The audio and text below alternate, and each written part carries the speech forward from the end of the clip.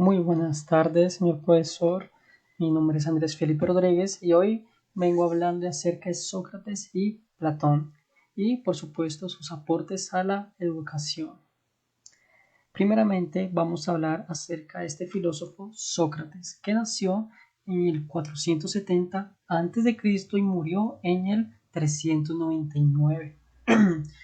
Sócrates fue un filósofo clásico griego considerado como uno de los más grandes, tanto de la filosofía occidental como de la universal. Fue maestro de Platón, quien tuvo a Aristóteles como discípulo, siendo estos tres los representantes fundamentales de la filosofía de la antigua Grecia. Sócrates trataba temas tan populares como lo piadoso, lo limpio, lo bello, lo feo, lo justo, lo injusto, la locura, la valentía, la cobardía, el Estado, entre otros. El lugar preferido de Sócrates para dialogar era el gimnasio y se enfocaba más en los jóvenes. El descubrimiento del hombre interno era su finalidad. Él consideraba que el alma es lo que hay de divino en el hombre. El arte que fundamentaba es el valor espiritual. La filosofía y la educación socrática tenían como fin el cultivo y la elevación del alma. Sócrates propiciaba también la duda para fundamentar de inmediato la virtud y la verdad. Sócrates no fue probablemente hombre de muchas y profundas ideas metafísicas, más bien su papel fue encauzar a la filosofía por segunda vez en la vía de la verdad, de la que había sido desviada por la retórica sofista. Sócrates pudo conceptualizar como filósofo, educador y pedagogo el hecho de la formación integral del hombre para encontrar la felicidad a través de la verdad. Aunque él nunca se atribuyó el título de maestro, sino más bien se consideraba como un compañero y amigo de todos los hombres. Sócrates pudo conceptualizar como filósofo, a Sócrates se le podía ver constantemente preocupado por la perfección de los mismos, reflexionaba siempre sobre su devenir y se esforzaba porque los puestos clave de la polis fueran ocupados por hombres justos. La base de la enseñanza y lo que inculcó fue la creencia en su comprensión objetiva de los conceptos de justicia, amor y virtud, y claramente el conocimiento de uno mismo. Sócrates describió también el alma como aquello en virtud de lo que se nos califica de sabios o de locos, buenos o malos, una combinación de inteligencia y carácter.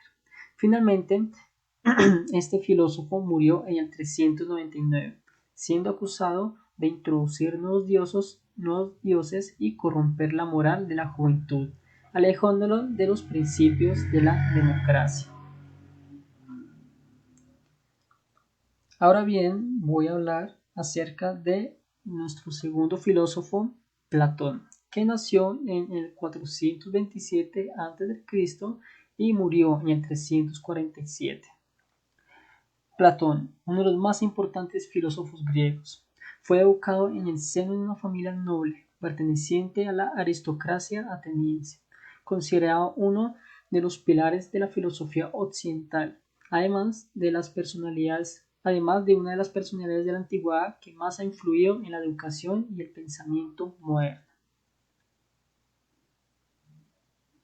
Para Platón, la fuente del saber está en diferenciar lo bueno de lo malo, ya sea para el individuo o para la sociedad. Es por ello que decía que hay acciones verdaderas por la naturaleza, buenas, bellas en sí mismas. Según Platón, de una manera muy cruda, que cualquier hombre es capaz de tener hijos, pero no cualquiera es capaz de educarlos. Por su parte, le dio mucha importancia a dirigir de la mejor manera posible la educación de los más pequeños, llevándole a preocuparse por ellos desde su más tierna edad. Platón insiste en una educación igualitaria de ambos géneros, o sea, niños y niñas. En primer lugar, reflexiona sobre la educación recibida hasta los 3 años. El ateniense estaba totalmente convencido de que si los más pequeños se criaban en un ambiente con demasiados mimos, se volverían irascibles. Aunque, según su opinión, destacarse todas aquellas fábulas que presentaban a los héroes o a los dioses como seres gobernados por los sentimientos, capaces de matar por venganza, ser infieles, traicionar, mentir, etcétera, lo cual era muy común en las historias que se contaban en la antigua Grecia.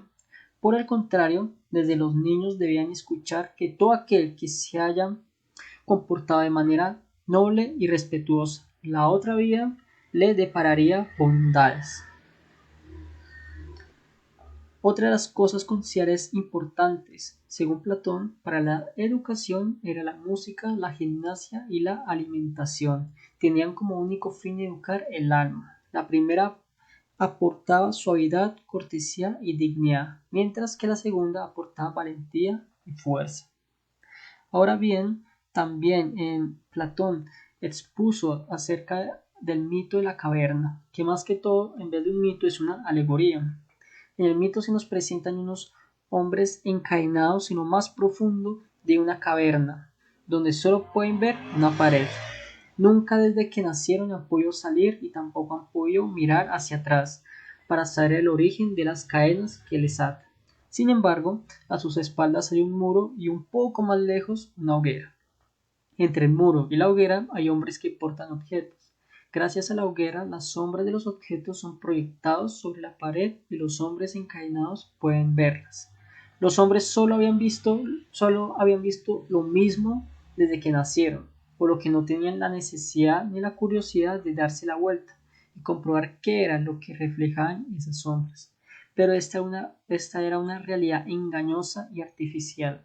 Esas sombras los distraían de lo que era la verdad. Sin embargo, uno de ellos se atrevió a girarse y ver más allá. En un principio se sintió confuso y con molestia, sobre todo esa luz que veía al fondo, la hoguera. Entonces empezó a desconfiar. Había creído que las sombras eran lo único existente cuando no era así, por supuesto. Cada vez que avanzaba, sus dudas le tentaban con la posibilidad de regresar a sus sombras. No obstante, con paciencia y esfuerzo siguió adelante, acostumbrándose poco a poco a lo que ahora le resultaba tan desconocido, sin dejarse vencer por la confusión ni integrarse a los caprichos del miedo, salió de la caverna. Eso sí, cuando corrió hacia atrás para contárselo a sus compañeros, estos le recibieron con burlas, un menosprecio que reflejaba la incredulidad que sentían aquellos habitantes de la caverna por lo que este aventurero les contaba.